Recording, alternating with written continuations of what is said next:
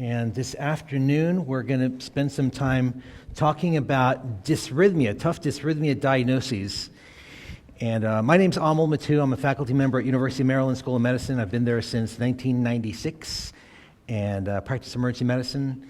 And I developed a very strong interest in electrocardiography a number of years ago, partially related to my kids, which for those of you that were in the first earlier afternoon session, you understand, but I guess that's another story. So anyway, how many of you are here from the first session? So, oh, wow, thanks. I'm sure some of you might be feeling a little bit like this at this point, so appreciate your efforts. How many of you, I'm always curious to find this out, how many of you are new to Las Vegas? Is this your first trip to Vegas, anyone? So, wow, a few people. All right, how many is your second trip to Vegas? All right, so for a lot of us, we keep coming back to Vegas over and over because it seems like every conference has migrated here. It used to be New Orleans and San Francisco, but then after Katrina, everything started coming here, and San Francisco is still out there, but everything seems to come to Vegas, so we come over and over and over. For you folks that are new to Vegas, I always like to give you some warnings about Las Vegas. It's first of all, it's not the healthiest city in the country, all right? In fact, you might find it ironic, but there's actually a hotel called LVH, unbelievably. It's incredible. I guess you have to have severe hypertension to be able to check into this hotel. And amongst the other places in Vegas is something called the Heart Attack Grill. Have any of you ever eaten there and survived? So one person. Excellent. So did you need a trip to the hospital afterwards or no? No. Anyone else? Anyone know someone who ate there and died? No? Okay. There are actually a few people that have, believe it or not. And what do you think happens to attendance every time something like that hits the news? It skyrockets, yeah, actually. So one of my friends and I actually went out there just to check it out. I figure I do these lectures on emergency cardiology. I've got to check this place out. And it's a very interesting place. It's in kind of old town Las Vegas. So it's at the other end of the strip. And so here are some of the folks that work. These are not real nurses, by the way, but I guess they dress in nursing costumes. You see the little caption at the bottom, taste worth dying for.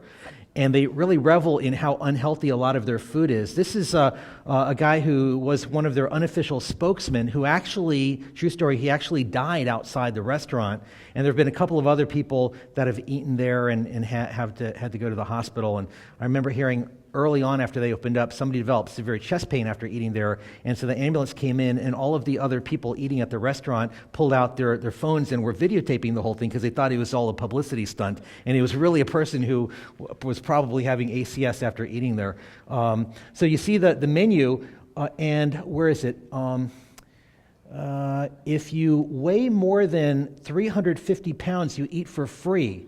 So when you go there, they weigh you and put you in a hospital gown, and so these are some of the things that are on the menu. The quadruple bypass burger actually holds the Guinness record for the most calorific sandwich or burger in the world. Any guesses on how many calories there are in this thing? Give me a number. 10,000. 9,800 calories.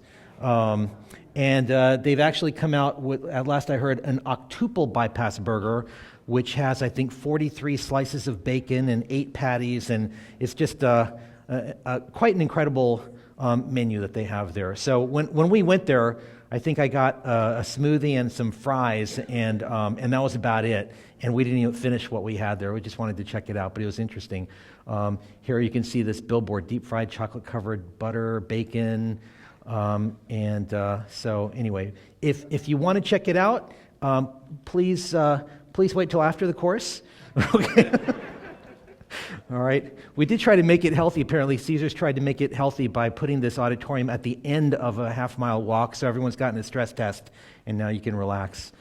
And we'll get into this. So we're going to spend some time talking about dysrhythmias, and as I mentioned this morning, I love electrocardiography. I love reading about it, writing about it, talking about it. I'm probably one of the biggest EKG nerds that you'll come across. And one of the reasons I love electrocardiography, as I mentioned earlier, is because this is a simple skill which can be done anytime on any patient at the bedside. You don't have to ship someone down the hall to radiology or some other part of the hospital to get the test done. Anybody can do the test, and anybody can read the test with just some practice. And Everybody learns, I think most everybody learns basics, but if you go maybe just one step, not 10 steps, but one step beyond the basics, you can save lives by knowing just a little bit more. And that's what the earlier course and what this course are really all about, just teaching a little bit more than the basics. And in the process of doing this, I'm going to go through a lot of cases. All right. So first question, like we started this morning, why is this important? Again, I'm preaching to the choir. Dysrhythmia management is really high risk, but it's also high payoff if you get things right. In other words, if you make the diagnosis and you know basics of treatment, patients have a really, really good outcome. You can take the worst possible dysrhythmia, VTach or VFib, and if you know what to do and you do it quickly, usually there's a pretty darn good outcome. But if you don't know what's going to what you're doing, then there can be an awful outcome. You know, VFib, again, is a classic, where for every 1 minute that you're not defibrillating, chance of survival drops 10%. For every 1 minute, survival drops 10%. So you have to know what you're looking at and how to treat it well. VTach, same thing. And there's a lot of mimics of VTach where if you don't treat them correctly, your therapy can actually kill the patients. And we'll kind of talk about some of that as well. All right. The idea behind this workshop is to go a little bit beyond the basics. We're not going to talk about the absolute basics. And again, if there's anybody who's looking at this 12 lead and scratching their head wondering, what in the world are we talking about with this EKG? This is probably not the right room for you, all right? I'd suggest heading over to that lenders conference that's down the hall. It looks like they probably have some pretty good food down there. But this is one of my favorite EKGs that's ever been sent to me. It is truly a 12 lead of VFib. Hopefully, now really, VFib should not be a 12-lead diagnosis, all right? I hope nobody here ever gets a rhythm strip and says, you know, this kind of looks like VFib, but I think I want to confirm it in 11 more leads. But the person that sent this to me swore that it was his partner who got the 12-lead of this patient that was in VFib before they finally decided to shock him. But anyway, please don't get 12 leads of VFib. If you do, send it to me. Tell me it's someone else's EKG, all right? So what we're going to do is I'm just going to give you a little brief overview of Bradydysrhythmias and then some Tachydysrhythmias and some miscellaneous stuff. And then the majority of time we're going to get into cases because I think that's really where the learning is. But I just want to get everyone kind of on the same platform by going through some basics. We'll try to move through the basics relatively quickly. And I know that there's a lot of confusion about Bradydysrhythmias. You know, Mobitz 1, Mobitz 2, third degree. And I think what you'll find is that this is really easy if you simply do a very simple thing that we'll talk about. And then for tachycardias, you'll nail 95% of the tachycardias if you just simply remember a couple of differentials that we'll talk about. So it really is easy, and I think it becomes relatively fun. As we go through the cases, I'm going to try to throw some curveballs at you also, because I want to make sure that no matter where you are in your experience and your expertise in electrocardiography, everybody will be able to learn something. So whether you're maybe a little bit more at the beginner end or you're more at the advanced end, there's going to be some things that everybody can get some good take-home points from. And all of the cases I present are real cases from the emergency department, either at Maryland or elsewhere. So you can put yourselves in the shoes of the acute care physicians that took care of these patients as we go through this, because these are cases that I'm sure you all will see. All right? So again, let's get through the basics quickly. First of all, there's a few types of bradycardias. There's sinus bradycardia, there's junctional rhythms, and then there's ventricular rhythms. Junctional and ventricular are usually bradycardic to start with. We define sinus, meaning that the impulse is coming from the sinus node. As an aside, how do you know if an impulse is coming from the sinus node? There should be upright P waves in leads 1, 2, 3, and F, and L also, and inverted in AVR. All right, if you ever have P waves that don't follow that rule, so upright P waves in 1, 2, 3, AVF, AVL, and inverted in AVR, then it's called an ectopic atrial rhythm. Now, is there any clinical relevance to an ectopic atrial rhythm? Probably not. There's probably people in this room right now that live in an ectopic atrial rhythm, and it's really not a problem. If you drink too much coffee in the morning, you might have occasional ectopic rhythms as well. It's not a big deal. Junctional rhythms, there's some people that live in junctional rhythms. These are often vagal, and these usually are associated with rates between 40 and 60, and usually they're narrow. If you can have a junctional rhythm with a bundle branch block, and have wide QRS, but usually they're narrow, rates 40 to 60, and ventricular rhythms are always wide, and the rate is The intrinsic ventricular rhythm is in the 20 to 40 range. Again, starting out with some basics. Here is your sinus bradycardia. How do you know it's sinus? Well, you'll see upright P waves in lead 1 and in 2 and in 3. Where's 3? And then moving over upright in AVF, and then go all the way up to AVR, and you'll see that the P wave is inverted, usually inverted in lead AVR, all right? So that's the sinus rhythm. And a normal sinus rhythm is 60 to 100. If it's less than 60, it's called sinus bradycardia. Again, this is very, very basic. We'll speed things up a little bit. Here's your junctional rhythm. It's usually narrow, and usually there is no P waves. Now, the caveat here is that when you have a junctional rhythm, if you look up here at me for a second, the AV node is sending an impulse down to the ventricle, but it often shoots an impulse up to the atrium as well. So it's not that the atrium is sitting still and the ventricle is beating. The atrium often contracts also, but the P wave of the atrial contraction is buried inside the QRS, so you usually don't see a P wave with the junctional rhythm. Sometimes you can.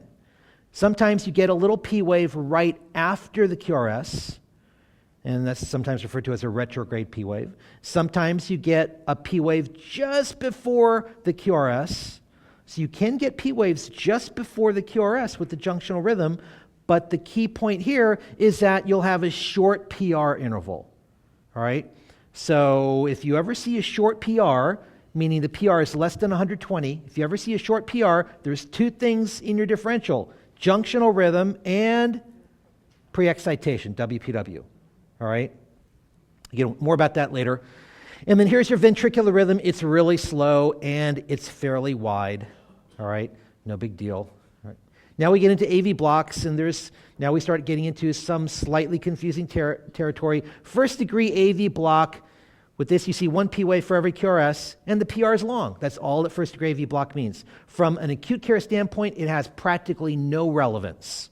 A lot of people will have a baseline first degree AV block.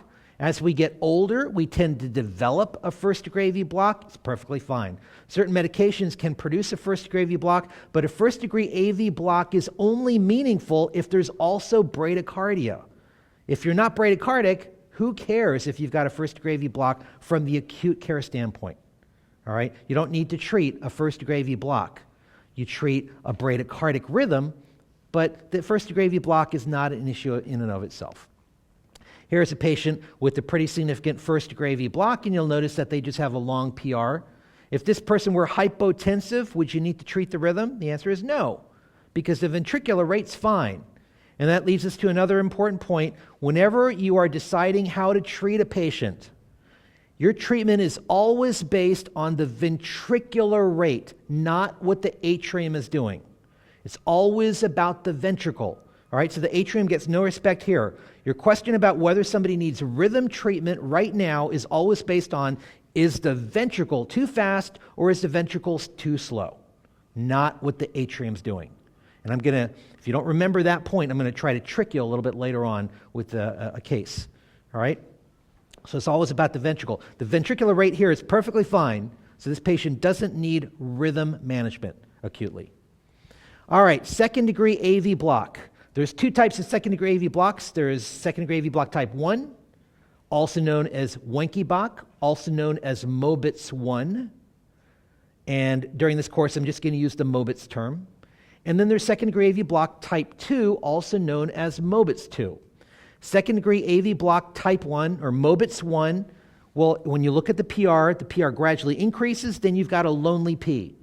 And then it starts over again, a P wave that's not conducted. It starts over again. Second-degree AV block type 2, or Mobitz 2, the PRs are always constant. By definition, the PR must be constant everywhere. If you see the PR change even in one place, it's not a Mobitz 2, by definition. All right? The other part of the definition, and again, I'm going to try to trick you later with this, but the other part of the definition is, in order to call something Mobitz, the P to P interval has to stay constant all the way across. So here's your second-degree AV block type 1, and what you'll notice is that there is, if you look down there at the rhythm strip, the PR is gradually increasing. It's kind of gradual, it's tough to notice, but then when you look at there's a P wave right there that is lonely, it's not conducted. And if you compare the PR right before to the PR right after, you clearly appreciate the difference. And also, if you mapped out the P to P interval, the P to P interval all the way across stays normal. There must be a constant P to P interval. All right? Now, here's Mobitz 1. If I told you this patient were hypotensive, and I said, how do you want to treat the rhythm? Do you need to treat the rhythm here? No. Why not? Because the ventricular rate is fine. The ventricular rate here is, I don't know, maybe 80 or 90. So this patient doesn't need rhythm treatment. It doesn't matter that they have a Mobitz 1. It's all about the ventricle. All right? So it's all about the ventricle. Mobitz 1s are usually vagal. Usually, if they're associated with an MI, it's an inferior MI. Mobitz 1s usually have a good prognosis. They very rarely ever need a permanent pacer. Right? And they usually respond nicely to atropine, which is an anti-vagal medication. All right? If you did need to treat Mobitz 1, atropine usually works fine. All right? Now, there's a lot of people that live in Mobitz 1, and it's perfectly fine. In fact, I'll bet there's probably some marathon runners in here or triathletes, and you might very well live in Mobitz 1 because you have high vagal tone. It's perfectly fine. All right? Mobitz 2, P to P interval is constant, and the PR interval stays the same. So when you look over here, you'll notice that there is a PR interval right there, and there's a PR interval right there, and they're constant, and these PR intervals are not changing, and then there's a P wave that's lonely, it's not conducted, and then there's a PR, and that PR is the same as that, which is the same as that, which is the same as that, and so on. So every PR interval stays the same. You just have too many Ps. When there's too many Ps, I oftentimes will refer to this as electrocardiographic polyuria. There's too much P, all right? So if I ask you as we go through this, does this patient have polyuria? If you see too many Ps, the answer is yes. How do you tell the difference between Mobitz 1 and Mobitz 2? And as we'll see, third-degree heart block. How do you tell the difference between the three? The answer lies in looking at the PR. Mobitz 1, the PR gets longer. Mobitz 2, the PRs have to stay the same, and then third-degree heart block, the PRs are randomly changing. All right? That's your key. The PRs are randomly changing. Once again, you'll notice that the P to P interval has to stay constant. There must be a constant P to P interval. The QRS complexes are also constant because there's an escape rhythm coming from somewhere. And we'll look up here. You've got 3 rhythm strips up here, and I think you can appreciate, let's see, there's a PR interval right there, and then there's a really long one, and then a relatively normal-looking one, and then a super short one, and then a longer one, and then a really short one. And so the PR interval is randomly changing. So if you're ever in doubt, is this Mobitz 1 or Mobitz 2 or third degree, your answer simply lies in looking at the PR. And if you make a habit of looking at your PRs, you're going to nail your diagnoses every time. So people oftentimes are looking at 12 leads and saying, is this Mobitz 1 or 2 or third degree? Just look at the PR. All right, forget the QRS complexes, look at the PR, and you're going to nail your diagnoses. It's all about the PR. All right? Okay, questions so far? Any questions? All right. As I mentioned earlier, I like collecting signs. A couple of people have already sent me interesting signs, so I collect these signs as little mental breaks here. I'm not sure where this is sent in from. All right. So we're done with bradycardias. How easy was that? You want to know the diagnosis of the AV blocks? Your answer lies in the PR. All right. Excellent. That's how simple it really is. And when we get to the cases, you'll see. Now, tachycardias are only a little bit more complicated, but actually a lot more fun. All right, so it's worth the little extra bit of complexity. You will get your diagnoses in almost all tachycardias by asking 3 questions. Number 1, is it narrow or wide? Number 2, is it regular or irregular? And then the key question at the end is, what's the atrium doing? Look at what the atrium's doing. Look at the P waves. All right? Is it narrow or wide, regular or irregular? And then what's the atrium doing? And there's a couple of differentials that are worth remembering here. All right? So let's start out with the first set. So narrow, regular tachycardias. There's 3 types. There's sinus tach, there's SVT, and there's A flutter with 2-to-1 conduction.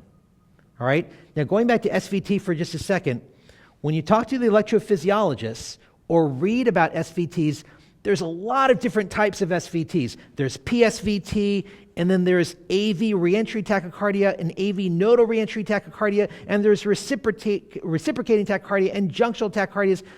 The good news here for us in acute care medicine is that we can take all of those and lump them together because they have similar etiologies and pretty much similar treatments. So I'm just going to lump them all under a term, SVT.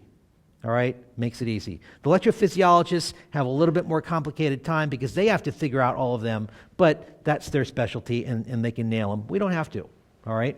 So, narrow regular tachycardias, and I'm going to ask you this differential repeatedly as we go through the next couple of hours.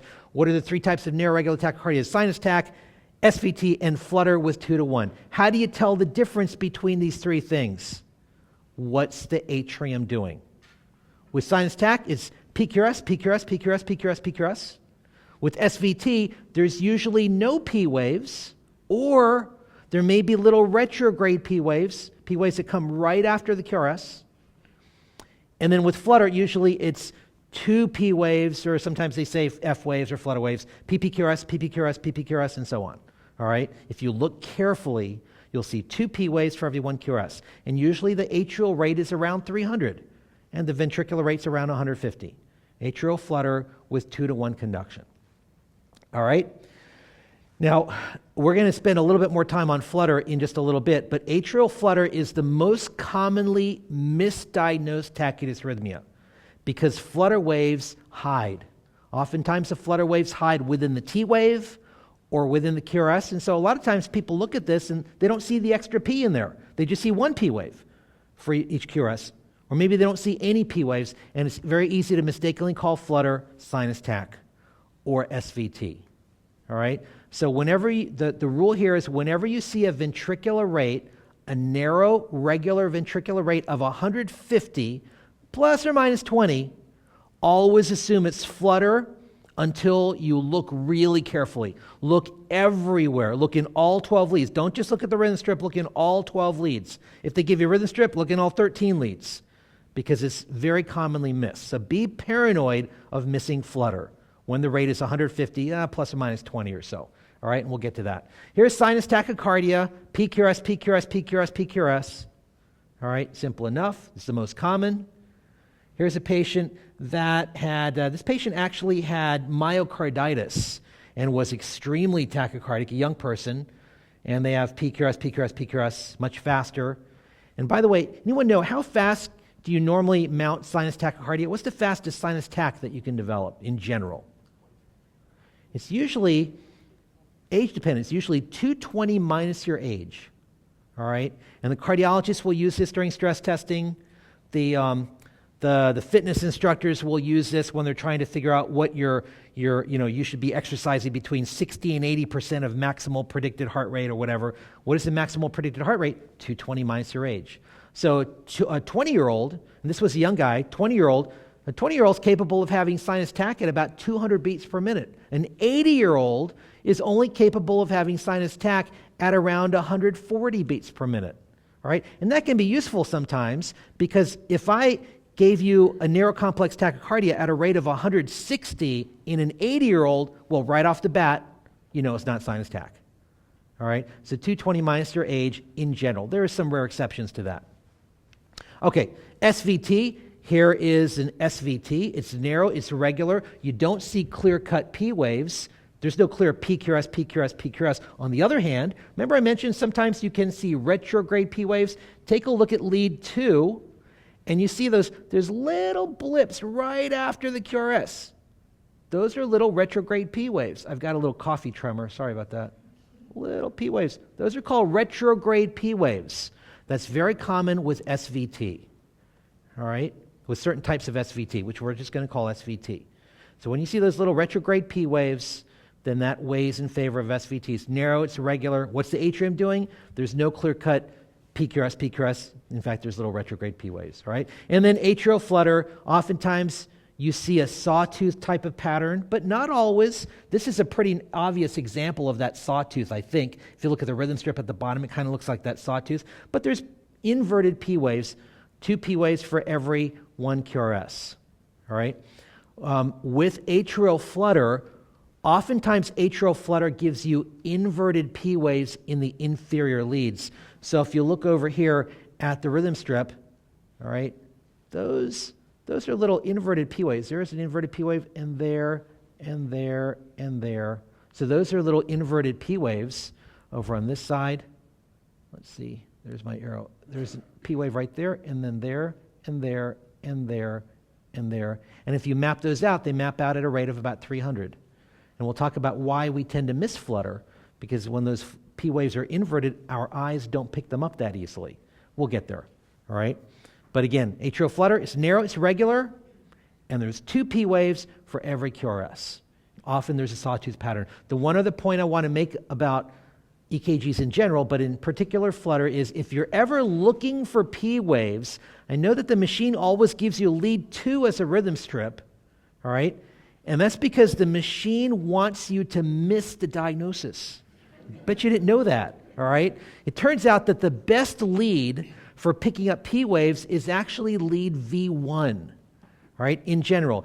If I always say, if you're in Vegas, well, you are in Vegas. If you go to a table and it's going to be a really nerdy table. They're asking you about EKG leads on this table, right? And they ask you to put your money down on one lead to tell you whether there's P waves, yes or no. Put your money on V1, all right?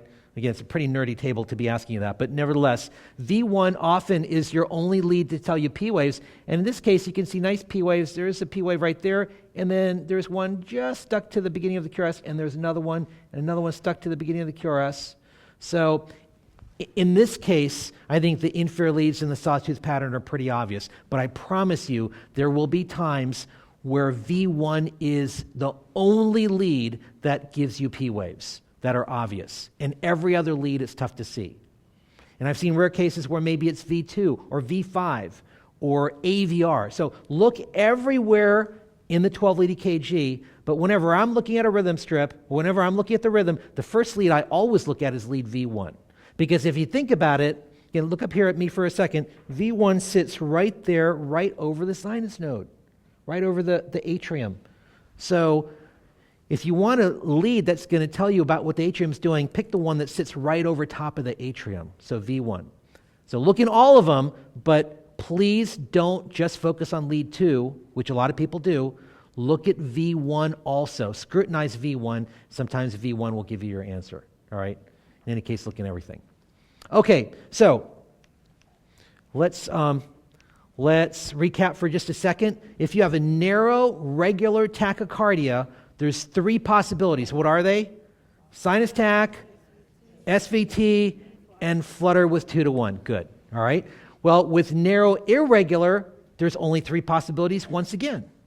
There's AFib, there's aflutter with variable conduction, and then there's multifocal atrial tachycardia, which is kind of fun. We don't see it too often anymore, but it still is out there in the pulmonary patients. What is aflutter with variable conduction? Well, a minute ago, we talked about aflutter with 2 to 1, where there's 2 P waves for every 1 QRS, and it looks very regular all the way across. Well, what if you had atrial flutter where in the beginning of the EKG it's 2 to 1, then it becomes 3 to 1, then 2 to 1, then 5 to 1, then 4 to 1, then 2 to 1, then 5 to 1. So if the conduction ratio is changing, your ventricular response will be irregular. There's no rule that says you have to be 2 to 1. So sometimes you'll see flutter with variable conduction, and it'll give you an irregular rhythm.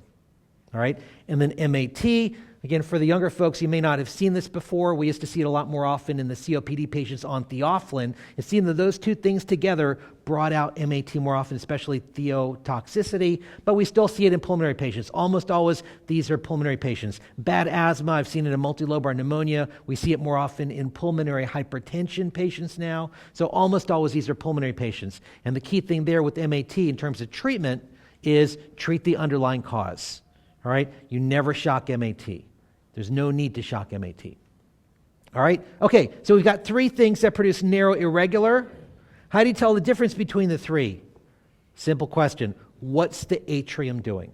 With AFib, it's fibbing. All right? You don't see any distinct atrial activity. Sometimes you see a little bumpiness that can make you think there's atrial beats, but if you try to map them out, they don't map out. All right? So when people first go into AFib, it can be very fibby, it can be very bumpy, But if you try to map out those bumps, they don't map out. That's just fibrillation. And the longer you're in AFib, the smaller the bumps get until you get very fine bumpiness. Atrial flutter with variable conduction, once again, you'll see atrial beats going at a rate of about 300, plus or minus a little bit. And then MAT, you should see at least 3 different morphologies for P waves. Pretty much every QRS has its own P wave, but there's at least 3 different morphologies for the P waves. All right, so examples. Here's your AFib. Everyone in this room has seen AFib. This is the most common sustained dysrhythmia, tachydysrhythmia. All right, and you'll see that there's no clear-cut atrial activity that maps out. If you look up there in V1, yeah, it looks like there's a couple bumps. Are those P waves? Well, if you can't map them out, they're probably not P waves. And if you try to map those out, they don't map out. All right, that's fib. No big shocking information there. Here's flutter with variable conduction. Take a look at that rhythm strip on the bottom. It starts out 2-to-1, then it becomes 3-to-1, then 2-to-1, then about 4 or 5-to-1, then it goes back to 2-to-1. So in the beginning of this, you can see how flutter can be irregular. All right, but if you look carefully, once again, you appreciate the inverted P waves in those inferior leads mapping out at a rate of about 300. So this is flutter with variable conduction. Simple enough, all right? And then here's your MAT, multifocal atrial tachycardia. I've given you 3 rhythm strips. And if you look down there at the rhythm strip at the bottom, you can appreciate that, let's see, there is one morphology for a P wave, and then there's a big P wave there, and then that's kind of, let's see, a biphasic looking P wave, then a giant P wave, then there's another P wave right there, so we've already got 3, and then you know what, there's a 4th type of P wave right there, and then these kind of show up as you go across. So there's at least 4 different types of P waves on this strip. This is your classic multifocal atrial tachycardia, all right? If this patient came into your emergency department or your office and had a blood pressure of 80, how would you treat this patient? Anyone want to shock this patient? Okay, you may want to, but I should ask, should you? All right, so yeah, you don't shock this patient. You just treat the underlying cause. If this patient's hypotensive, give them fluids, right? Somebody said fluids. Treat their sepsis. Figure out why they're hypotensive. But MAT never causes hypotension, all right? If you have VTAC can cause hypotension. Rapid AFib can cause hypotension. SVT and flutter can cause hypotension. MAT never causes hypotension. And so you never need to treat the rhythm by using antiarrhythmics or shock. You never shock MAT. There's 2 tachydysrhythmias you never shock. MAT and sinus tach, right? What happens if you shock these patients? Your press gainies fall, right? And you don't help the patient. You just piss off the patient. So you don't shock them. Give them fluids. Look for a different reason for why they're hypotensive, but it's not the rhythm that's producing hypotension. So look for another reason for the hypotension. Treat the underlying cause. So these are the 2 tachydysrhythmias that you never shock, all right? And if you were to get a board review, a board type of question where they give you this patient, they might kind of try to bait you into shocking this patient, because ACLS says if you've got an unstable tachycardia, you're supposed to shock them all, right? With 2 exceptions, sinus tach and MAT.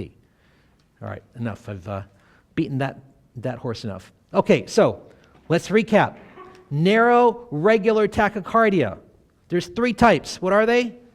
Sinus tach, SVT, and flutter with 2-to-1. Narrow, irregular tachycardia. 3 types. What are they? AFib, flutter with variable conduction, and MAT. How do you tell the difference between all of these? What's the atrium doing? Fantastic. All right? Really, if you remember that, you're going to nail these. Okay. Now we're on to the wide regular tachycardias. You see I've listed 3 up there. Probably it's best to just think of this as 2. You've got sinus tach with aberrant conduction, which really means sinus tach with the bundle branch block pattern, or maybe sinus tach with WPW, or sinus tach with hyper K, which can make your QRS kind of wide. You've got VTAC, all right, so sinus tach, P waves present. You got VTAC with ventricular tachycardia. P waves are often missing, but not always. Sometimes you can have P waves, and the P waves should not be occurring as PQRS, PQRS, PQRS, PQRS. Sometimes the P waves are just kind of thrown in there in the form of AV dissociation. Sometimes, and this is very important, sometimes VTach can give you retrograde conduction. So again, if you look up here at me for just a second, here you've got your ventricle, and there's some place in the ventricle that's firing impulses through the ventricle. Sometimes the impulses go up the His-Purkinje system and activate the atrium. So the ventricle's firing beats here, but also sometimes it shoots impulses up to the atrium, and so you get a ventricular beat, then an atrial beat. Ventricle, atrium. So you get QRS-P, QRS-P, QRS-P. So you can sometimes get retrograde P waves even with VTach. All right? So don't let the presence of P waves fool you.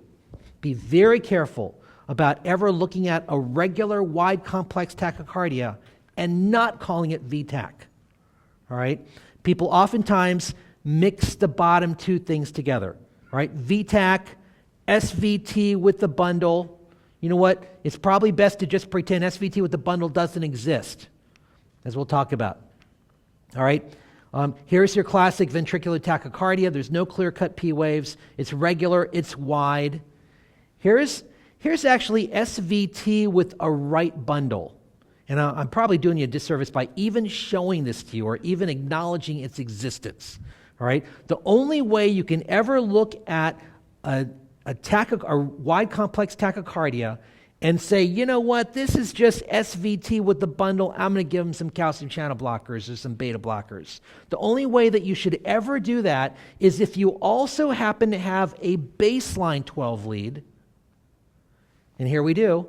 The patient at baseline is sinus rhythm with the right bundle, and the baseline 12 lead in all of the QRS complexes looks exactly the same. So every QRS complex during the tachycardic state looks exactly the same as baseline. So when you compare the QRS complexes of the baseline, in every one of those 12 leads looks exactly the same as during the tachycardia, fine. You can look at this and say, you know what? This is just the same right bundle that the patient has at baseline, so I'm going to go ahead and call this SVT with the right bundle. But if you don't have a baseline and the QRS complexes in all 12 leads don't look exactly the same, don't ever look at a wide complex tachycardia and call it SVT with the bundle, because your therapy can kill. All right? I can't underemphasize, I need to emphasize it often enough that you've got to call it VTach. I can't overemphasize the importance of this. There's been countless cases of wide complex tachycardias that I've seen or that have been sent to me where somebody says, take a look at this. Is this VTach or SVT in your opinion? And I always say, it's VTach. I'm not going to bother looking at it. I just call it VTach. What happened? And they say, well, we went through some algorithm and we called it SVT and we used an AV nodal blocker and the patient crashed and burned. And why would you use an algorithm? Right? There's a lot of algorithms that have been published over the years. None of them work. There are brilliant electrophysiologists who for the past 50 years have been studying electrocardiography, and no one has ever been able to come up with an algorithm that reliably distinguishes between SVT versus VTach. So just call it all VTach, and you save every life. That's what we should be all about. All right? All right. So wide regular tachycardia, what's your differential? Number one, VTach. Number two, maybe VTach, or maybe VTach or VTach, maybe sinus tach with the bundle. If you clearly see PQRS, PQRS, PQRS, PQRS, but SVT with the bundle, I would just say don't bother. All right? Be extremely careful about ever looking at a wide complex tachy and calling it SVT. All right? All right. Maybe we'll talk a little bit more about that later. Now, what about wide irregular tachycardia? There's really two major things to think about with wide irregular. There's Afib with a bundle branch block pattern, and there's Afib with WPW. How do you tell the difference between the two? In this scenario, you need to look at the QRS morphologies. Afib with, and also look at the rate. Afib with the bundle. Well, let me back up for a second. How many of you in the past month of working clinically have seen a patient with new onset rapid Afib? Raise your hand. Yeah, so almost everybody. How fast was your patient's ventricle beating? New onset rapid Afib, give me a number. How fast was your patient's ventricle beating? 120, 140, 160, maybe 180. Anyone say 200? A kid was 200. Very rare. Very rare to get up to 200. I'm hearing a lot of, 150s plus or minus 20 or 30. All right? That's your classic AFib with a bundle. All right? Here's AFib with the right bundle. Notice that the rate is about 150. And the other thing to notice, take a look at the QRS complexes. They're pretty much the same all the way across. Here's AFib with the left bundle. Notice the rate is about 150, 160, plus or minus whatever. And also notice that the QRS morphologies are the same all the way across. All right? If you have AFib with the right bundle or AFib with the left bundle, you can treat them just like any other AFib patient you've ever seen. You want to use calcium channel blockers? Fine. Beta blockers? Fine. DIG, if you're not in a hurry. DIG, sure. Amiodarone? Fine. You want to shock them? That's fun. It works fast. You can shock them also. Almost anything that you want to do. Everything you do for normal narrow AFib, you can do for AFib with the bundle. No problem. All right? AFib with WPW is a completely different animal. This is AFib with WPW. Notice in some places you've got rates of 250 or 300. AFib with the bundle never goes that fast. Notice also the morphologies are changing. Some are wide, some are narrow, some are everywhere in between. That's your AFib with WPW. Here's your AFib with WPW. Notice how fast it can get. You can get rates of 250, 300 beats per minute. It's irregularly irregular. Morphologies are changing. Some are really wide, some are narrow. And notice in some places rates approach 250 or 300. AFib with the bundle never does that. When you see this is AFib with pre-excitation. And the only acceptable therapy is either procainamide or etomidate, followed by 200 joules. All right? You can shock them or whatever sedation you want. All right? But what happens if you give this patient amiodarone, or calcium channel blocker, or beta blocker, or DIG, or amiodarone? They die, and they die really fast, except for DIG, which dies slowly. All right? Not even joking. You give somebody a dose of DIG, the case reports say that 2 or 3 hours later, they die. All right? We'll talk about why a little bit later on. So it's real, and we're going to spend about a good 20 minutes on WPW later on. So if you've never understood WPW, I promise you will after today.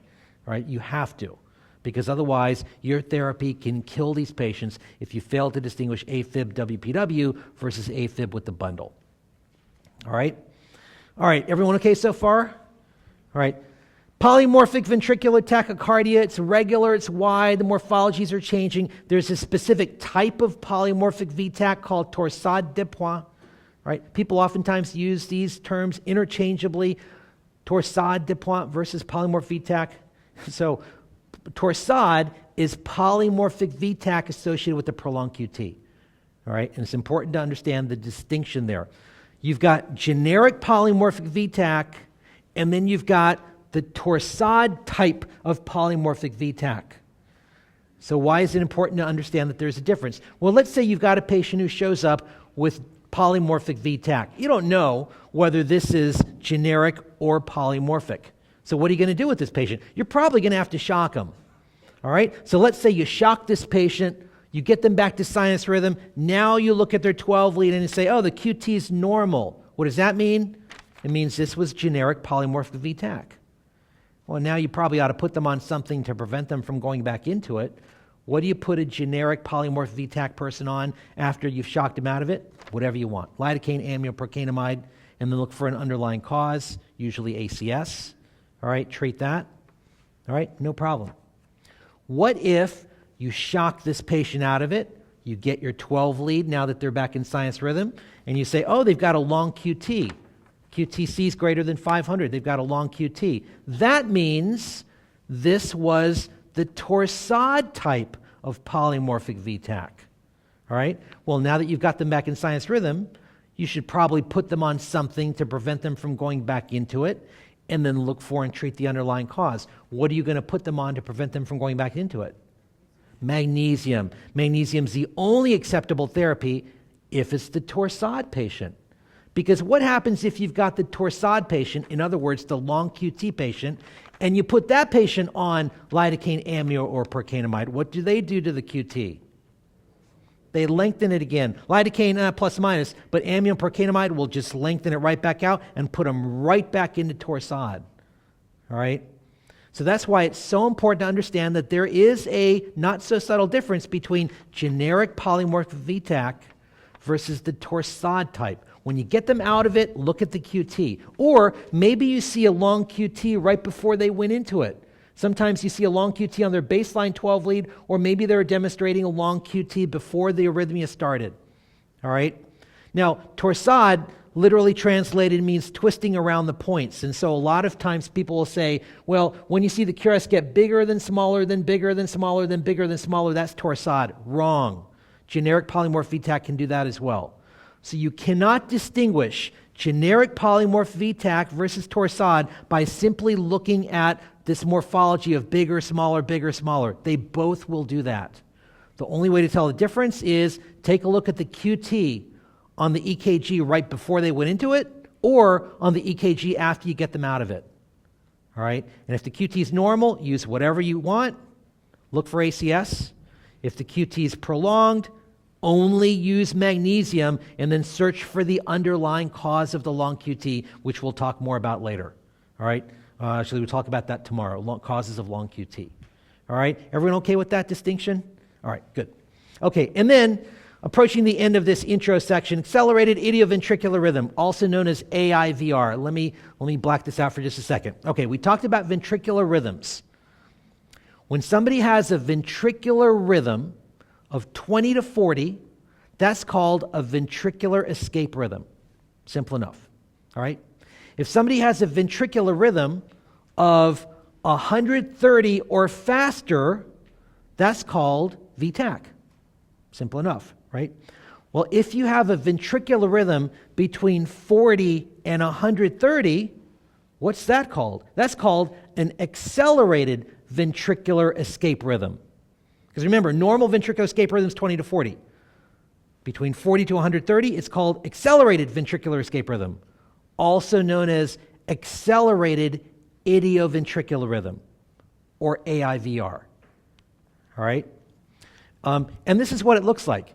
It's a ventricular rhythm that is somewhere between 40 and 130. If it was faster than 130, what would we call it? VTAC. If it was less than 40, what would we call it? Ventricular escape rhythm, right? Between 40 and 130 is called accelerated ventricular escape rhythm, or accelerated idioventricular rhythm, or AIVR. Why is this important? The reason you need to know about this is that AIVR typically occurs in the setting of acute coronary occlusion, ACS, when they reperfuse. So in other words, let's say you've got a patient who comes in with an occluded coronary artery, an acute occlusion. They've got ACS, they've got a STEMI, and you give them thrombolytics. You break apart the clot. At the moment the clot breaks apart, patients oftentimes will develop this rhythm. They'll develop this. Now, lots of times it lasts for about 10 or 15 seconds and goes away. Usually, it lasts for about 10 or 15 seconds and goes away. All right? Every now and then, it lasts for 4 or 5 minutes, which is long enough for somebody to check a 12 lead and panic. Your computer will call it VTAC, because your computer is trying to fool you. All right? As I said earlier today, computers are programmed by plaintiff attorneys. They're trying to get you to do the wrong thing. All right? Your computer doesn't know what this is. Your computer calls it VTAC. It's not VTAC. This is what's referred to as a reperfusion arrhythmia. When your artery reperfuses, they suddenly have a little bit of this and then they go back to normal. This doesn't cause destabilization. It doesn't even cause symptoms. Usually the patient's just sitting there chilling. They're doing fine. They suddenly develop this rhythm, everybody panics. They think, oh my God, it's VTAC. We need to give them a medication to suppress it. We need to give them lidocaine or amio or procainamide. And if you give lidocaine or amio or procainamide to this rhythm, what happens? It suppresses it. It turns it to asystole. It suppresses everything except death. All right? It kills them. it will put the patient into asystole and they will die. All right? And that's what happened in this case. This patient had a big anterior wall STEMI, got TPA. They reperfused about 45 minutes after the TPA. The patient's sitting there doing fine. Their pain's gone away. I don't know, reading the newspaper, doing perfectly fine. Suddenly they developed this rhythm. All right? This is as classic a story as you're going to get. They suddenly developed this rhythm 45 minutes later, which is a typical time frame during which TPA will work. So the nurse sees this rhythm, grabs a quick 12 lead, gives it to the doc. The doc calls it VTach because it's regular, it's wide. The rate is 105, which technically is tach. And the computer's calling it VTach. The patient got lidocaine and went right into asystole. All right? When you see this rhythm, there are two things that you can do. You can either give the patient a high five because it means your TPA is working, their arteries opening up, or you can put your hands in your pockets and step away from the patient. And you wait a minute or two and it goes away. Nobody gets unstable from this rhythm. It goes away. All right? The cardiologists see this all the time. We send people up to the cath lab. They open the balloon. Boom. The patient goes into this rhythm. What do? Nothing. They're happy to see it. It goes away after a few seconds, sometimes a few minutes. It's a sign that the artery has opened up. All right? So it looks like VTach, but it's not fast enough to call VTach. VTach, by definition, has to have a rate of at least 120 to 130. When the rate's less than 120 to 130, don't call it VTach. All right? And we'll hammer this home with more cases later on. So this is a classic reperfusion arrhythmia. It makes for great board questions. And unfortunately, this is a real-life scenario that happens, and this is an opportunity for us to kill patients if we don't know about this. All right? All right, and then lastly, VFib. We kind of mentioned VFib. Don't get 12 leads on VFib. All right? Check for a pulse. Check for a pulse. Whenever you think you're looking at VFib, check for a pulse. By definition, there should be no pulse. The reason I'm harping on that, remember when I was an intern working in the CCU, we had a post-STEMI patient who got lytics. He was doing fine up in the CCU, and suddenly his monitor started alarming, going off, VFib. So my senior resident grabbed the paddles. We went running over, and he shocked this poor guy who was simply taking a nap, and one of his leads had come loose and was kind of flapping around a little bit. If we had simply checked for a pulse, we would have said, hey, he's got a pulse. It can't be VFib. So we never got any Christmas cards from him. All right, so check for a pulse. All right, there's your VFib. Should be a rhythm strip diagnosis. All right, so summary.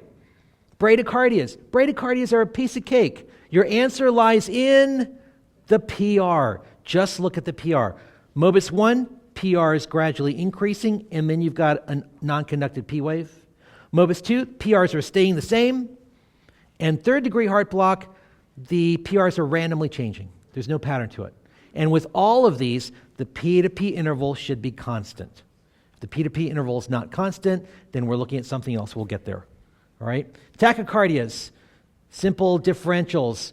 Questions, is it narrow or wide? Is it regular or irregular? And then your key question is, what's the atrium doing? And we'll go through those differentials again as we go through this. All right? Questions? If you have a Stable VTach, uh-huh. would you cardiogram that person or you just manage them? Stable VTach, you can use medications, you can sedate and cardiovert. Either way is perfectly fine. In fact, we'll get to, I think we've got a VTach case coming up, but in terms of therapy, the current guidelines give amiodarone a class 2B rating. Procainamide is a class 2A rating. Procainamide's a bit better. Anyone know what class 1 is in the international guidelines, US guidelines? Class 1, lidocaine is kind of indeterminate. Class 1, light them up, shock them. Cardioversion is class 1. There are no medications that are class 1. It's the best, fastest, safest thing we can do for patients, all right? Now, I think a lot of people feel a little hesitant to shock patients. You always want to sedate them, of course. But a lot of times people feel a little uncomfortable about it, so if you're going to use a medication, you can use a medication. But at the first hint of instability, just shock them. And one of the drawbacks of the amio and procainamide is that they can drop your blood pressure, and amio is also associated with developing some bradycardias as well if they get a little too much. So, and lidocaine's nice. Lidocaine's nice because when it works really fast, and when it doesn't work, really fast, and it doesn't cause hypotension, and it doesn't synergize with your subsequent medications to produce hypotension. The problem with lidocaine is that it only works in about 20% of cases. So I would never argue with somebody who wants to try lidocaine as long as there's someone else who's drawing up your second medication, because it usually won't work. But if it works, that's fantastic. So, all right. Other questions before we move forward into the cases?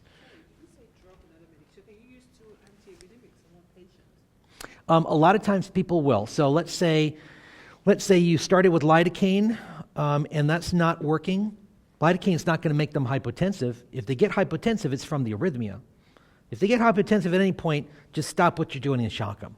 All right?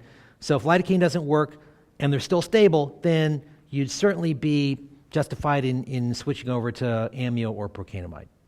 If you started with amiodarone and it didn't work after you've waited half an hour or so, and they're still stable and the patient's wide awake and saying, get away from me with those paddles, then you can go with procainamide. The problem with when you give amio and then procainamide, or procainamide then amio, they can synergize and produce a bit more hypotension. So, I think ideally, if you don't start with sedate and cardiovert, then probably you want to think about sedation and cardioversion after your first medication hasn't worked. But there are some people that will try a second medication before cardioversion. Yep. If you can't use accommodate in your hospital system to sedate, would you use ketamine? Sure. So I mentioned etomidate, but whatever sedative you want, if you want to use propofol, that's fine. If you want to use ketamine, that's fine. A lot of people like ketamine because usually you're cardioverting people because they're a bit hypotensive. So ketamine's great because it maintains blood pressure. People might question propofol because propofol can drop your blood pressure a bit. So though I think it would be appropriate to use ketamine there if you don't have etomidate. Yeah, I'm definitely not going to stand here and say that one drug is better than the other. Whatever you're comfortable with, I think is fine. So, yep. So if you think somebody has Flutter with 2-to-1, but the computer's calling it sinus tach, I would always go with what you think and not what the computer thinks. So if you think it's Flutter and you want to give something to slow it down, I think that's a great option. I think I would never suggest you use the computer over your clinical judgment. So. It's just that, the notice. Yeah. If it turns out that it was sinus tach and you gave them little diltiazem or beta blocker, it's probably no harm at all. Yeah. So. All right. So let's go ahead and let's get into the cases. We are going to take a break. We'll take a good 15-minute break. 5:30, maybe. How about in half an hour? Let's do a few cases and then we'll take a break. Everyone okay with that? All right. All right. So we'll start with some warm-up ones, some pretty easy ones. 48-year-old man starts a new blood pressure medicine. Now he's got lightheadedness. He's got a blood pressure of 80. I showed this to you earlier already. Diagnosis here. Good. So this is just your sinus with first-degree AV block. No big surprise here. Sinus rhythm, first-degree AV block, ventricular rate of 95. With the ventricular rate of 95, we don't need to treat the rhythm. That's a good ventricular rate. And so what are you going to do to treat his blood pressure of 80? Give him some fluids, right? That's probably about it. All right, simple enough. We're just getting started. 57-year-old man took too much of his blood pressure medicine, and he's got a pressure of 80 also. So it's narrow, it's regular, it's slow, and the rate is, I don't know, maybe about 40 or so. So I'm hearing people say junctional. Good. This is a junctional rhythm. It's just a junctional escape rhythm. So JR, junctional rhythm, ventricular rate of about 40. And actually, this is a nice example. If you look way over at the end, actually, let's start over here. See, no P waves, but every now and then a P wave can sneak out. Look right over there. See that P wave? It came out before, and it's a short PR. That's typical of a junctional rhythm. Short PR. So remember, two things produce a short PR, junctional rhythm and pre-excitation. All right? So this is just a junctional rhythm. The story with this patient, he was on low pressor, and his blood pressure was still kind of high, so his doc started him on a new medication called metoprolol. And the patient didn't realize they were the same thing, so he was actually compliant. He was taking both medications. In fact, he didn't stop the first one to take the higher dose of the metoprolol. So he was a little bit too beta blocked. So with that story, how would you treat the patient? Treatment of beta blocker excess? You could use glucagon, right? Glucagon. And whenever you give glucagon, what do? Step away from the stretcher, right? Because they tend to vomit. All right, so you can actually pre-medicate them with some antiemetics if you want, but glucagon would be your treatment of choice here. But if it wasn't a medication-related issue, this guy has an unstable bradycardia because his blood pressure is low and he's definitely bradycardic. This would be a reasonable opportunity to use some atropine because it's narrow. Junctional rhythms are often vagal. Try some atropine. If that doesn't work, then you can move up to pacing and the rest of your ACLS algorithm. All right? So after his heart rate came up, those T waves flipped back upright also. All right, number 3, 70-year-old woman with 4 days of nausea, vomiting, malaise, and she's got a blood pressure of 80 also. And you've got 3 rhythm strips. All right? So first question, do you see polyuria? Yes, there's too much pee. All right? So you've got a question. Is this Mobitz 1 or Mobitz 2 or complete heart block? How do you tell the difference? Your answer lies in the PR. So that's all you've got to look at. All right? Don't let anything else distract you. The only thing you've got to look at is the PR interval. So look at your PR intervals. Let's take the rhythm strip at the top. All right? Does it look like your PRs, let's see, we'll start out over, there we go. PRs, are they gradually increasing, staying the constant, or are they randomly changing? Yeah, they're gradually increasing. So what does that mean this is? Mobitz 1, exactly. So this is Mobitz 1 with the blood pressure of 80. How are we going to treat this patient? How many people want to use atropine? Anybody want to pace this patient? Not a single one. I couldn't fool a single one. And why do you not want to treat this patient with your ACLS drugs? Because the ventricular rate is fine, 94.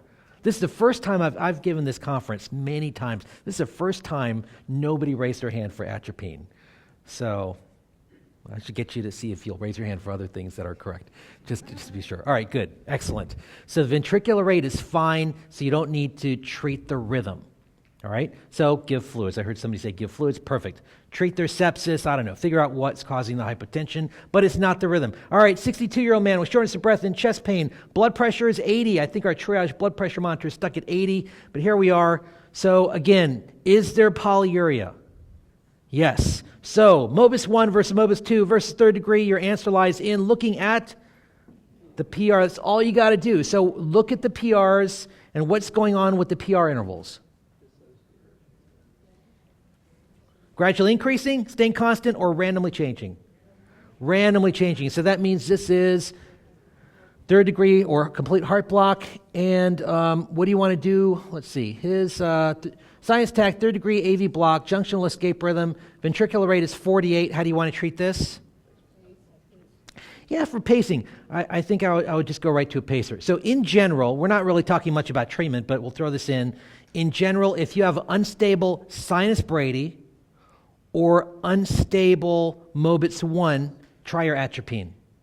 If you have unstable Mobitz 2 or unstable third degree, just go right to pace. All right? And that's basic ACLS, just general. Sometimes people ask me about the interpretation up here. So the formal interpretation, sinus tach. Why am I calling this sinus tach? It's because if you look at the P waves are faster than 100. So I call this sinus tachycardia. All right? And then I'm going to describe the AV block as third degree AV block. Now, if there's a complete heart block, none of these QRS complexes are coming from atrial impulses. Where are these QRS complexes coming from if there's a complete heart block? They're coming from the AV node. So think of the AV node, all right, not as a little dot in the heart. Think of the AV node as a region of the heart. And when there's a complete heart block, there's a block at the top of that AV node, but you still have the rest of the AV node to shoot impulses down to the ventricle. all right? So you've got a complete heart block, and the AV node below the block is shooting out impulses to the ventricle. The result is you've got narrow QRS complexes at a typical junctional rate between 40 and 60. All right? So this is a junctional escape rhythm with the ventricular rate of 40, 48. All right? Everyone okay with that? So science tac, there's an AV block, and then, okay, all right, good enough. Okay, number 5, 85-year-old woman comes in with syncope. Now she's feeling okay laying in the stretcher, not moving around. She's got no pulmonary edema or chest pain. But when she gets up and starts walking around, she feels a little lightheaded, so we're just keeping her in the stretcher. In the stretcher, blood pressure is okay, 120, finally 120. And this is the EKG. Now, it's not a great baseline, but that's what we've got. That's what we deal with all the time, right? And once again, do you see evidence of polyuria? Are there too many P waves here? All right, good. So all you've got to do, so your question is Mobitz 1, Mobitz 2, or Mobitz 3, or third degree heart block. All you've got to do is look at the PR intervals.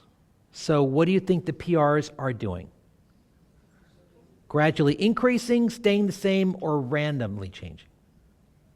How many people say Mobitz 1? Mobitz 2? Third degree? So some third degree. Okay, so, which is fine. It's not a great rhythm strip there, but let's take a look. All right, so again, remember with Mobitz 1, the PRs have to be increasing. With Mobitz 2, every PR is the same. With third degree, randomly changing. All right, so we'll start over here, way on the left. There's a PR there. All right, so put that into your brain, how big that PR is. That, and there's another PR, and there's another PR. They're looking pretty similar, and there's a non-conducted. That's really wavy, so let's skip that. There's another PR, and there's, where's the next PR? There's a bunch of P waves there. There's another PR, and then another. So the PRs are pretty much all the same. So that means that this is Mobitz 2, all right? And Mobitz 2 often gives you a wide QRS. In fact, this patient has a Mobitz 2 with the left bundle type of pattern that's very typical. Mobitz 2 pretty much always gives you a QRS that's a little bit wide or very wide, all right? Mobitz 2 is unlikely to give you a narrow QRS, all right? But again, the key thing, all you've got to do is ask, what's the PR doing? Look at all of your PRs. You'll see all the PRs here are staying the same, so this is just a Mobitz 2. All right? Everyone okay with that? Questions? So again, all you've got to do is look at the PR. Yeah. Would you be able to call that? Sorry?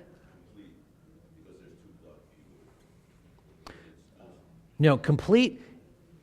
Again, all you're worried about is the PR intervals. It doesn't matter how many P waves you've got. You can have 5 P waves for every 1 QRS. 5 P waves, QRS, 5 P waves, QRS. And all you do is look at the PR with every QRS. And if those are staying the same, that's considered a second degree, or it's considered a Mobitz 2, right? It's a special type of Mobitz 2. Sometimes people call that Mobitz 2 advanced AV block, but whatever. It's a Mobitz 2, and they all get treated the same way. All right? So it's not about how many Ps there are that are not conducted. It's not how bad the polyuria is. It's only about the PR. All right? Other questions? All right. So texting while driving kills, but for more driving tips, text us at safety to 7919. Somebody sent this from somewhere in California. So great. All right, let's do one more case and then we'll take our break. 44-year-old man complaining of weakness, blood pressure of 60. He's got a really slow, wide rhythm. The rate here is, 30s, I suppose. Blood pressure is 60. So it's wide. There's no clear-cut P waves. What would this rhythm be considered? Well, it's wide, all right? Junctional usually is narrow at 40 to 60. Ventricular is wide, usually at 20 to 40. And this is probably in that 20 to 40 range. So this would probably be a ventricular escape rhythm. All right, that's what we would call it. What do you want to do for this patient?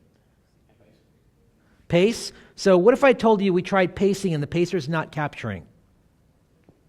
What's next? What's the next thing that we do? When a transcutaneous pacer is not capturing, what's next?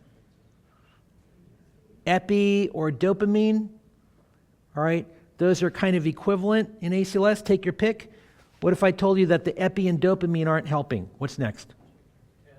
Transvenous pacing, all right? What if I told you the transvenous is not capturing? What did somebody said back there? Check your potassium. Why is that? Because hyperkalemia is exactly right. This was hyperkalemia, all right? So this is one of the curveballs. And let's take a little digression and talk about hyperkalemia, which is a very common cause of bradycardia. And for some ungodly, unknown reason, it's just not well taught, all right? If you look in Tintinelli and Rosen in the major textbooks in EM and in IM, and even a lot of cardiology textbooks, nobody talks about bradycardia from hyperkalemia. And yet, if any of you work with, I can't imagine you do, but non-compliant dialysis patients?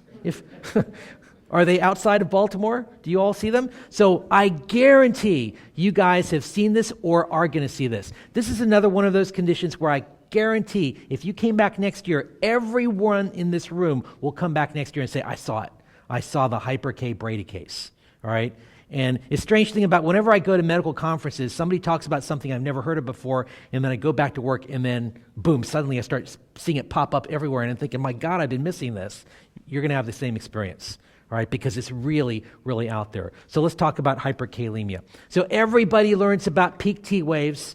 Everybody learns about widening of the QRS, all right, and everyone learns about sine wave, which is going to be at the bottom of the slide. But there's a lot of things in between the peak T wave, wide QRS, and the sine wave. You get a prolonged PR, and then the P wave goes flat, and you lose your P wave. By the way, if you just take a look at this, wide QRS plus loss of the P wave, that kind of starts sounding like a ventricular rhythm, doesn't it? Or VTAC. Wide QRS, no P wave, it can start looking like VTAC. All right? What else? Tachydysrhythmias, Bradydysrhythmias, advanced AV blocks, strange type of rhythms. You can have ST elevation, ST depression, new bundle branch blocks, new fascicular blocks, the sine wave, or you may prefer cosine wave. Right? Hyperkalemia can do anything to the 12-lead EKG. I always refer to hyperkalemia as the great imitator or the syphilis of electrocardiography because it can imitate everything. I work in Baltimore, so I have to bring syphilis into the discussion. Right? It can imitate everything, and yet this advanced AV blocks and sinus pauses is really common that I want to emphasize here because it is so common. Everybody's accustomed to the T waves, but you are going to, if you haven't already seen these bradycardic rhythms. This is classic Hyper-K, right? Nobody would miss this. Your computer will probably pick this up. This is the type of thing that's in the textbooks and on the board exams. You've got nice peak T waves and the wide QRS out there. You'll also notice that there's already a prolonged PR interval out there. Here's also classic Hyper-K. By the way, the computer called this anterior STEMI. Didn't say anything about Hyper-K. See, there's ST elevation, there's a new axis change or rightward axis out there. But I think most everybody here is going to pick this up. There's a wide QRS. There's huge peak T waves. Notice the P waves are gone. There's no more P waves, all right? And so if this were your rhythm strip, or maybe if this were your rhythm strip, this could start looking like VTAC, right? Although it's a little bit too slow. But anyway, classic Hyper-K. This is also classic Hyper-K. Now things are starting to stretch out a little bit as you start heading towards sine wave, all right? And as things stretch out, your T waves are not that peaked anymore. They're starting to get nice and rounded. But these are all classic Hyper-K. These are your textbook cases. Nobody's going to miss this, I think. This is also classic Hyper-K. Take a look at this. Strange sinus pauses. Yeah, there's some peak T waves out there, and I've shown this to a lot of people who don't even notice the peak T waves because they're so focused on trying to figure out what the rhythm is. And it's just this strange, bizarre rhythm. Here's another pearl. If you ever look at a rhythm strip and the first word that pops into your head is the word bizarre, bizarre in emergency medicine equals Hyper-K. Bizarre equals calcium bicarb. All right? Don't think too much about it. If you see somebody who simply looks bizarre, give them calcium bicarb. What the heck, right? You just might save a life. And what's the harm? What happens if you give somebody a couple amps of bicarb and they weren't hyperkalemic, what happens to them? What if I gave everybody in this room 2 amps of sodium bicarb IV? What would happen to you? Nothing. It gets metabolized and is gone from your system in about 15 minutes. It might make your beer or soda taste kind of funny for a little while, right? What happens, and ACLS is really down on bicarb, but I don't know, for not a great reason. Bicarb usually doesn't help people in cardiac arrest, but that doesn't mean that it's dangerous. It's not dangerous. What about calcium? What happens if you give 2 grams of calcium to somebody who's not hyper-K? What happens? Their bones get stronger. No, nothing, right? It's no harm at all. Give calcium to everybody, right? People always say, well, what if they're on DIG? Well, the best studies that we have on patients on DIG who get calcium for hyper-K show no increase in adverse outcome.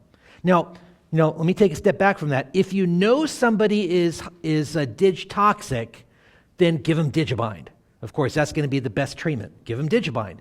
But if you're worried about giving calcium just because somebody happens to be on DIG, give them the calcium. That's life-saving if they're having a terrible rhythm like that. All right? So give it. There's no harm there. Here's another. Take a look. Classic hyper-K. I'm going to show you a bunch more. Look at the T waves. Aside from V4 and V5, there's really not much in terms of peak T waves. I mean, the rest of the T waves are probably not even noticeable. Here you've got some narrow QRS. You've got some wide QRS complexes. What's the rhythm? I don't know. Forget it. People look at this also. And, gosh, a lot of people don't even notice these T waves out here because they're so focused on the rhythm. There's a P...